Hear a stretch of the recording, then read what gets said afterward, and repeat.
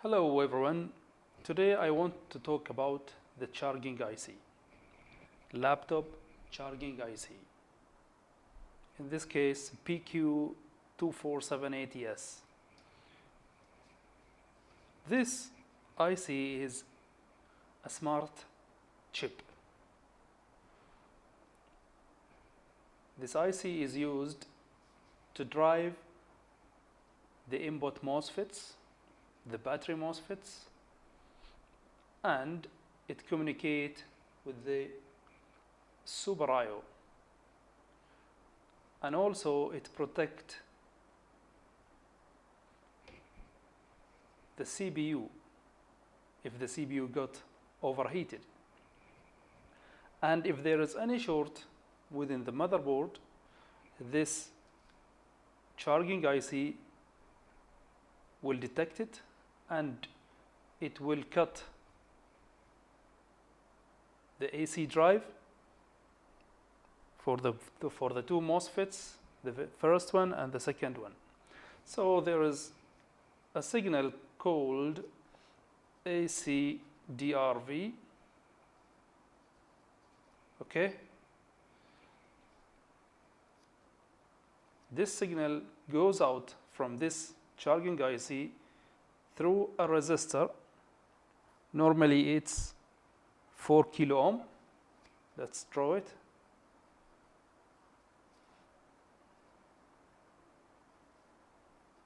Okay, 4 kilo ohms. This AC drive will drive the two MOSFETs, the first MOSFET and the second MOSFET. If we draw here the first MOSFET, second MOSFET, they both connected together. Okay, the base or the gate, I mean, of these two MOSFETs are connected together to this pin, the AC drive pin. Okay, so the VCC or the 19 volt VCC from the adapter will arrive to the first MOSFET. Okay, if this AC drive is high, normally it's 6 volts more than the input voltage, so it's around 25 or 26 volts. You need to measure the AC drive voltage. It should be 25 or 26 volts in order for this two MOSFET to open. And there is a current sensing resistor here, and this current sensing resistor is connected to the BQ, to the IC, charging IC. Okay, the VCC 19 volt will arrive to the first MOSFET. If the IC detected no shorts on the motherboard and it detected the adapter is connected, the 19 volt adapter is connected, there is a pin called AC DIT, AC DIT, DET, AC detect. If this charging IC detected that the adapter is connected and it detected no shorts on the motherboard, it will drive the first MOSFET and the second MOSFET, first and second. Okay, when the 19 volt passes through first and second MOSFETs, it will go through a current sensing resistor. So this current sensing resistor is used to sense how much current is consumed by the motherboard by this charging IC. There is two pins, one is STA and one is SCL, I mean.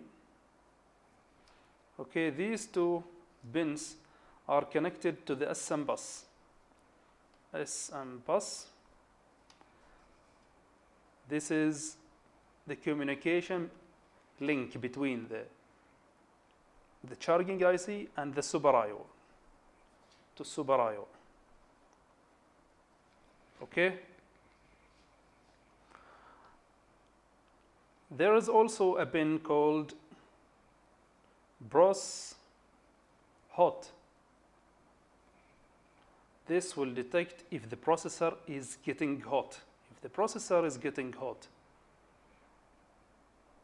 as I told you, this charging IC is really smart. It will automatically reduce the power that's going to the motherboard. Then the processor will cool down. And also, this processor, I mean this IC will allow you to use the 19 volt that is coming from the adapter and the battery voltage simultaneously. I mean at the same time. You can use them. In case you are using or you are playing a game, for example, if this is a gaming laptop and you are playing a game and the processor and the graphic cards are requesting a high power, then this IC will drive the battery MOSFET,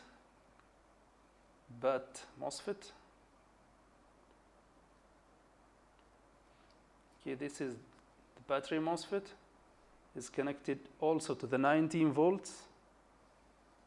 Here is 19 volts, or sometimes they write it 20 volts. Okay. The battery drive is coming from this charging IC. This charging IC will enable or disable this battery MOSFET. Okay. When the battery is required. If you disconnected the adapter,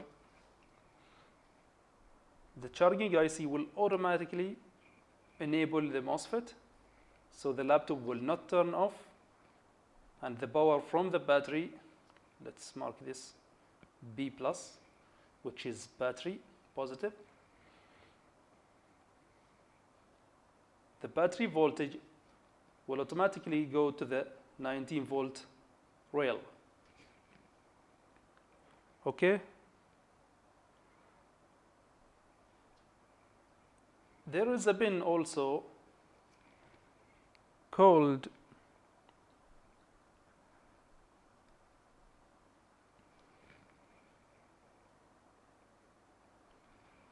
REGN.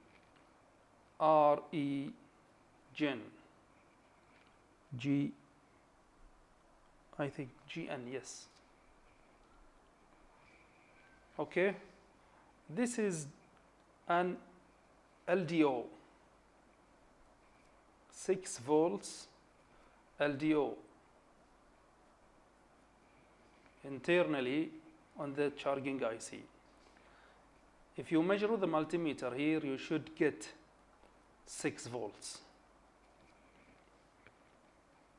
If you didn't see this 6 volts, then you might have a short within the motherboard.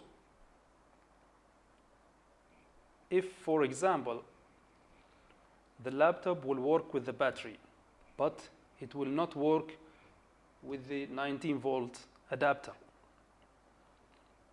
then come and check with the multimeter on this pin, REGN.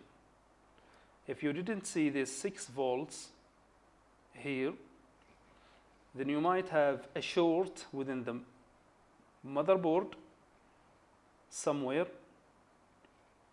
or the IC itself is faulty. One time I have it, the laptop were working with the battery, but it does not work with the 19 volts adapter. I checked the 6 volts at the REGN pin, but there was no 6 volts. And there was a pin called phase. Okay, this phase goes to a high and low MOSFETs. Okay, and this goes to a current sensing resistor and to the battery. Okay, this current sensing resistor is connected to the IC.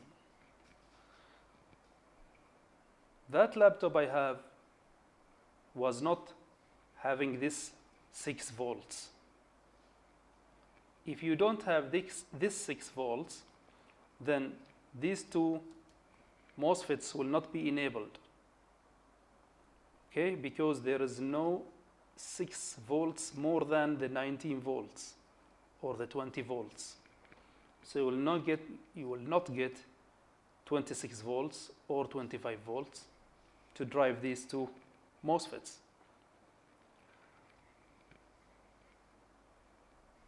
I started to check after I knew that there is no 6 volts when I connected the 19 volt adapter. I started to check this charging IC pins, and what I found was there is a short to ground on the phase pin. Okay, I checked these two MOSFETs. I found this lower one, low MOSFET, was shorted. I replaced it and I checked there is no shorts, but I still didn't get this 6 volts. I started to check again for the pins if there is any short. Again I got a short at the phase pin. I injected voltage. First I removed the charging IC and I injected 1 volt, 2 amps at the phase pin. And I found that this high MOSFET was shorted also, but it wasn't completely shorted. That's why I didn't measure for a short when I first changed this low MOSFET. So I replaced this MOSFET also, and then I got this 6 volts and the 19 volts then allowed by these two MOSFETs, because I have this AC drive output and the motherboard worked. Okay, there is another pins. They are important, but the very important pins are this AC drive. There is also AC OK. Okay. AC OK. This goes to the Super IO KBC. If the charging IC did not detect any short within the motherboard, it will issue a 3.3 volts AC OK to the KBC. Okay? Also, there is another pins for monitoring battery charge, battery discharge, and many other pins. Okay, if for example these two MOSFET are not getting driven by this IC, then first check, do I have a 19 volts at the VCC?